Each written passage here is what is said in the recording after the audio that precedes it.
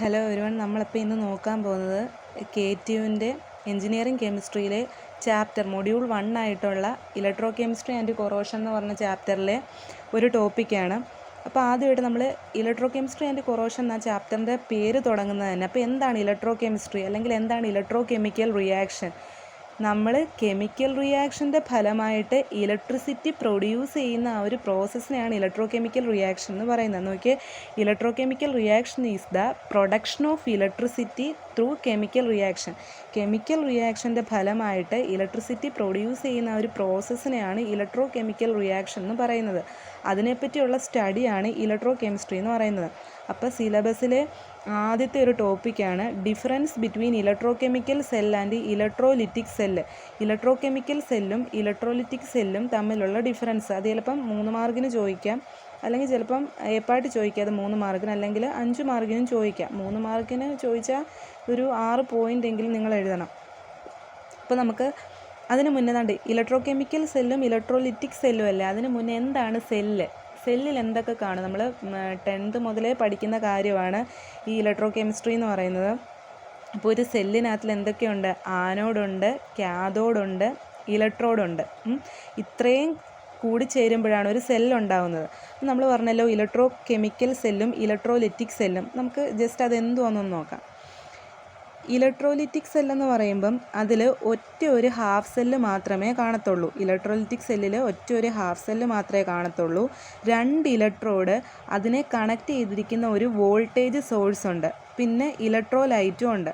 അപ്പോൾ എന്തായിരിക്കും ഇവിടെ നടക്കുന്നത്? ഒരു വോൾട്ടേജ് സോഴ്സ് എന്ന് പറയുമ്പം ഈ വോൾട്ടേജ് സോഴ്സ് വഴി നമ്മൾ ഇലക്ട്രിസിറ്റി സപ്ലൈ ചെയ്യുന്നത്. അപ്പോൾ എന്താ ഈ സെല്ലിൽ നടക്കുന്നത്? ഇലക്ട്രിക്കൽ എനർജി കൺവേർട്ട് ചെയ്ത് കെമിക്കൽ എനർജി ആയിട്ട് മാറുകയാണ് ചെയ്യുന്നത്. നമ്മൾ വോൾട്ടേജ് സോഴ്സ് വെച്ചിരിക്കുന്നത് ഇലക്ട്രിസിറ്റി പ്രൊവൈഡ് ചെയ്യാനല്ലേ. അപ്പോൾ ആ പ്രൊവൈഡ് ചെയ്ത ഇലക്ട്രിസിറ്റി, ആ ഇലക്ട്രിക്കൽ എനർജി കൺവേർട്ട് ചെയ്ത് ഇവിടെ ഉണ്ടാകുന്ന എന്തുമായിരിക്കും? ഒരു കെമിക്കൽ എനർജി ആയിരിക്കും. അപ്പോൾ ഇലക്ട്രോലിറ്റിക് സെല്ലിൽ ആ ഒരു കൺവേർഷനാണ് നടക്കുന്നത്, electrical energy to chemical energy. അപ്പോൾ ഇതായിരിക്കും ആനോഡ്, ഇത് കാഥോഡ്. ഇലക്ട്രോലിറ്റിക് സെല്ലിൽ ആനോഡ് എപ്പോഴും പോസിറ്റീവ് ആയിരിക്കും, കാഥോഡ് നെഗറ്റീവ് ആയിരിക്കും. അപ്പോൾ എന്തൊക്കെയാണ് കമ്പോണൻസ് ഉള്ള ഇലക്ട്രോലിറ്റിക് സെല്ലിൻ്റെ? 2 ഇലക്ട്രോഡുണ്ട്, ഒരു വോൾട്ടേജ് സോഴ്സ് ഉണ്ട്, ഒരു ഇലക്ട്രോലൈറ്റ് ഉണ്ട്. ഇനിയും ഇലക്ട്രോ കെമിക്കൽ സെല്ലാണെങ്കിൽ നോക്കിക്കേ, അപ്പോൾ 2 ഹാഫ് സെല്ലുണ്ട്. 2 ബീക്കറിലായിട്ട് സെപ്പറേറ്റ് ചെയ്ത് 2 ഹാഫ് സെല്ല് വെച്ചിട്ടുണ്ട്. ഇവിടെ വോൾട്ട് മീറ്ററാണ്. അവിടെ വോൾട്ടേജ് സോഴ്സ് ആയിരുന്നു കറണ്ടിനെ സപ്ലൈ ചെയ്യാൻ, പക്ഷേ ഇവിടെ വോൾട്ട് മീറ്ററാണ്. അപ്പോൾ അതിൻ്റെ അർത്ഥം എന്തുമായിരിക്കും? വോൾട്ട് മീറ്റർ എന്ന് പറയുന്നത് ഇലക്ട്രിസിറ്റി മെഷർ ചെയ്യുന്നതല്ലേ. അപ്പം ഇവിടെ ഈ സെല്ലിൽ എങ്ങനെയായിരിക്കും നടക്കുന്നത്? കെമിക്കൽ എനർജി ആയിരിക്കും ഇലക്ട്രിക്കൽ എനർജി ആയിട്ട് കൺവേർട്ട് ചെയ്യുന്നത്. അതുകൊണ്ടല്ലേ എൻ്റെ റിസൾട്ടായിട്ടുള്ള ഇലക്ട്രിക്കൽ എനർജി മെഷർ ചെയ്യാൻ അല്ലെങ്കിൽ ഇലക്ട്രിസിറ്റി മെഷർ ചെയ്യാൻ വോൾട്ട് മീറ്റർ വെച്ചിരിക്കുന്നത്. ഇത് ഈ 2 ഇതിനെ തമ്മിൽ സെപ്പറേറ്റ് ചെയ്യുന്ന സോൾട്ട് ബ്രിഡ്ജാണ്. അപ്പോൾ ഇവിടെ 2 ഹാഫ് സെല്ലുണ്ട്, അവിടെ 1 ഹാഫ് സെല്ലേ ഉള്ളൂ. ഇവിടെ എന്താ നടക്കുന്നത്? കെമിക്കൽ എനർജിയാണ് ഇലക്ട്രിക്കൽ എനർജി ആയിട്ട് കൺവേർട്ട് ചെയ്യുന്നത്, അവിടെ ഇലക്ട്രിക്കൽ എനർജിയാണ് കെമിക്കൽ എനർജി ആയിട്ട് കൺവേർട്ട് ചെയ്യുന്നത്. ഇവിടുത്തെ ആനോഡ് ഇതാണ്, ഇവിടുത്തെ കാഥോഡ്. ഇലക്ട്രോ കെമിക്കൽ സെല്ലിലെ ആനോഡ് ഓൾവേസ് നെഗറ്റീവ് ആയിരിക്കും, കാഥോഡ് പോസിറ്റീവ് ആയിരിക്കും. ഇതെപ്പോഴും ഓർത്തോണം. ഇനി നമുക്ക് ഡിഫറൻസ് നോക്കാം. Electro chemical cell, first point എന്തുവാ? Chemical energy is converted into electrical energy. അതന്നല്ലേ പറഞ്ഞത്? ഇലക്ട്രോ കെമിക്കൽ സെല്ലിൽ കെമിക്കൽ എനർജി അല്ലേ ഇലക്ട്രിക്കൽ എനർജി ആയിട്ട് കൺവേർട്ട് ചെയ്യുന്നത്. അതുകൊണ്ടല്ലേ ഇവിടെ വോൾട്ട് മീറ്റർ വെച്ചിട്ട് നമ്മൾ ഇലക്ട്രിസിറ്റി മെഷർ ചെയ്യാൻ വേണ്ടിയിട്ട് വോൾട്ട് മീറ്റർ വെച്ചിരിക്കുന്നത്.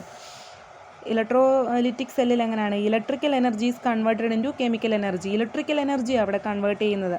അതാണ് നമ്മൾ വോൾട്ടേജ് സോഴ്സ് വെച്ചിട്ട് അവിടെ ഇലക്ട്രിസിറ്റി പ്രൊവൈഡ് ചെയ്യുമായിരുന്നു. ഇവിടെ ഡെൽറ്റ ജി ഓൾവേസ് നെഗറ്റീവ് ആയിരിക്കും, ഇവിടെ ഡെൽറ്റ ജി പോസിറ്റീവ് ആയിരിക്കും. എന്ന് വെച്ചാൽ ഇവിടെ സ്പോണ്ടേനിയസ് ആയിട്ടായിരിക്കും ഇലക്ട്രോ കെമിക്കൽ സെല്ലിൽ റിയാക്ഷൻ നടക്കുന്നത്. ഇലക്ട്രോലിറ്റിക്കിൽ നോൺ സ്പോണ്ടേനിയസ് ആയിരിക്കും. സെൽ EMF എന്ന് പറയുന്നത് ഇലക്ട്രോ കെമിക്കൽ സെല്ലിൽ പോസിറ്റീവ് ആയിരിക്കും, ഇലക്ട്രോലിറ്റിക് സെല്ലിൽ നെഗറ്റീവ് ആയിരിക്കും. Anode is connected to negative terminal. നമ്മളെന്ത് പറഞ്ഞു? ഇലക്ട്രോ കെമിക്കൽ സെല്ലിനകത്തിൽ ആനോഡ് ഓൾവേസ് നെഗറ്റീവ് ആയിരിക്കും, അപ്പോൾ കാഥോഡ് പോസിറ്റീവ് ആയിരിക്കും. അപ്പം ഇലക്ട്രോലിറ്റിക് സെല്ലിൻ്റെ കാര്യം എടുക്കുമ്പോഴോ anode is connected to positive terminal. Electro chemical സെല്ലിൻ്റെ നേരെ ഓപ്പോസിറ്റ് ആയിരിക്കും ഇലക്ട്രോലിറ്റിക് സെല്ല്. അടുത്തൊരു പോയിന്റ് നോക്കിയേ, anode and cathode are taken in different container and which is connected by salt bridge. എന്തോ നമ്മൾ പറഞ്ഞത് ഇവിടെ എങ്ങനെ ആനോഡും ക്യാഥോഡും രണ്ട് ഡിഫറെൻറ്റ് കണ്ടെയ്നറിലല്ലേ എടുക്കുന്നത്. ഇപ്പോൾ രണ്ട് ഹാഫ് സെല്ലില്ലേ അവിടെ, അതാണ് ഇവിടെ പറഞ്ഞിരിക്കുന്നത്. അതിന് എക്സാമ്പിളാണ് ഡാനിയൽസ്. അല്ല, നമുക്ക് അടുത്ത ക്ലാസ്സിൽ ഡീറ്റെയിൽഡ് ആയിട്ട് പറയാം. ഇവിടെ എങ്ങനെയാണ് anode and cathode are taken in same container. ഇവിടെ ആനോഡും ക്യാഥോഡും ഒരു കണ്ടെയ്നറിലല്ലേ എടുത്തേക്കുന്നത്, ഒറ്റ ഹാഫ് സെല്ലല്ലേ ഉള്ളൂ ഇവിടെ. Oxidation take place at anode and reduction at cathode. Oxidation take place ചെയ്യുന്നത് ആനോഡിലും റിഡക്ഷൻ ടേക്ക് പ്ലേസ് ചെയ്തിരിക്കുന്നത് ക്യാഥോഡിലും ആയിരിക്കും. എവിടുത്തെ കാര്യമാണ് പറയുന്നത്, ഇലക്ട്രോലിറ്റിക് സെല്ലിൻ്റെ കാര്യമാണ് പറയുന്നത്. അപ്പുറത്ത് എന്തുമായിരിക്കും, oxidation takes place at cathode and reduction takes place at anode. എന്താണ് ഓക്സിഡേഷനും റിഡക്ഷനും? ഓക്സിഡേഷൻ എന്ന് വെച്ചാൽ എന്താ, നമ്മൾ ഇലക്ട്രോണിനെ റിമൂവ് ചെയ്യുന്ന പ്രോസസ്സാണ് ഓക്സിഡേഷൻ. റിഡക്ഷൻ എന്തുവാ, അഡീഷൻ ഓഫ് ഇലക്ട്രോണിനെ ആഡ് ചെയ്യുന്ന പ്രോസസ്സാണ്. അപ്പം ഇലക്ട്രോ കെമിക്കൽ സെല്ലിൽ ഓക്സിഡേഷൻ നടക്കുന്നത് ആനോഡിലും റിഡക്ഷൻ നടക്കുന്നത് ക്യാഥോഡിലുമാണ്. ഇലക്ട്രോലിറ്റിക് സെല്ലിൽ oxidation takes place at cathode and reduction takes place at anode. അപ്പോൾ ഇത്രയാണ് ഇലക്ട്രോ കെമിക്കൽ സെല്ലും ഇലക്ട്രോലിറ്റിക് സെല്ലും തമ്മിലുള്ള വ്യത്യാസം. ഈ ഇത്രയും 6 ഡിഫറൻസ് എങ്കിലും പഠിച്ചു വെച്ചിരിക്കണം. പിന്നെ വരയ്ക്കാൻ ഞാൻ വരച്ചു കാണിച്ച ആ 2 പടം എന്തുവാണ്, ഇലക്ട്രോലിറ്റിക് സെല്ലിനാകുമ്പം ഒറ്റ ഒരു ഹാഫ് സെല്ല് മാത്രമേ ഉള്ളൂ. 2 ഇലക്ട്രോഡും ആ ഒറ്റ ഹാഫ് സെല്ലിലാണ് പ്ലേസ് ചെയ്തിരിക്കുന്നത്. അവിടെ ഒരു വോൾട്ടേജ് സോഴ്സാണ് പ്രൊവൈഡ് ചെയ്തിരിക്കുന്നത്. എന്തിനാണ് ആ വോൾട്ടേജ് സോഴ്സ് പ്രൊവൈഡ് ചെയ്തിരിക്കുന്നത്, ഇലക്ട്രിസിറ്റിയെ പാസ് ചെയ്യാൻ വേണ്ടി.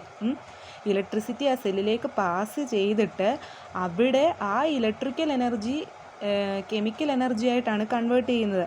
ഇലക്ട്രോ കെമിക്കൽ സെല്ലിൽ എങ്ങനെയാണ്, അവിടെ 2 ഹാഫ് സെല്ലുണ്ട്.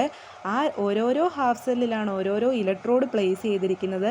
അവിടെ വോൾട്ട് മീറ്ററാണ് പ്രൊവൈഡ് ചെയ്തിരിക്കുന്നത്. എന്ന് വെച്ചാൽ അവിടുത്തെ കെമിക്കൽ എനർജി ഇലക്ട്രിക്കൽ എനർജി ആയിട്ട് കൺവേർട്ട് ചെയ്യുമ്പം അവിടുത്തെ ഇലക്ട്രിസിറ്റി മെഷർ ചെയ്യാൻ വേണ്ടിയിട്ട് അവിടെ വോൾട്ട് മീറ്ററാണ് പ്രൊവൈഡ് ചെയ്തിരിക്കുന്നത്. അപ്പോൾ ഇത്രയും പഠിക്കണം. ആ ഡിഫറൻസ് 3 മാർക്കിന് ചോദിക്കും.